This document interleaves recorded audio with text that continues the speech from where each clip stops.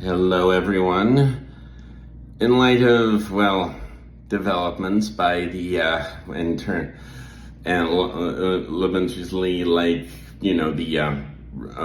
Project 2025, which has some things I like, but also,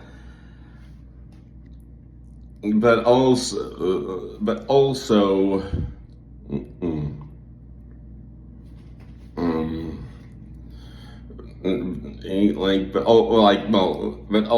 apparently involves bans on pornography and things like that. I need to say, I believe in individual freedom, which is not the same as bodily autonomy.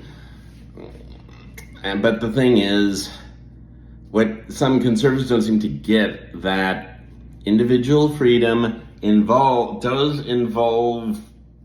does necessarily involve consensual sexual freedom. Of course, now, adultery is a breach of contract, so it's totally fine to have legal laws against adultery and penalties of adultery, but for people who aren't married or have no similar contractual obligation, and so long as it is, of course, but among consenting adults, I see no justification for any sort of laws or rigors against any of it. It's like none of their business, unless, of course, if they are going to, but they belong to a religion that forbids that behavior, that religion should excommunicate them.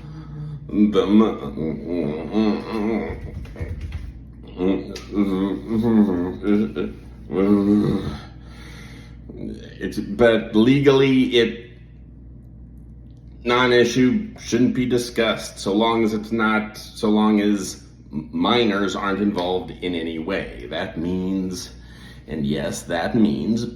pornography, prostitution, promiscuity, homosexuality, and body modification, including gender transition for consenting adults. Adults should be legal. And as for the question of whether trans women are actually women, they believe they are women. They have the right to practice that belief. And if you really, and no, to my fellow religious brethren, if you're thinking that if you want to legally prevent people from acting on beliefs they think are true but you think are stupid, do you really want to go down that road?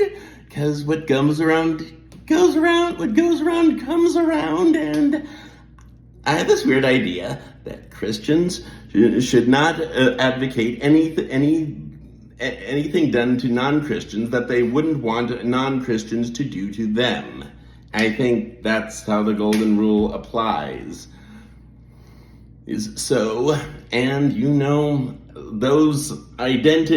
Those identities fall into that category.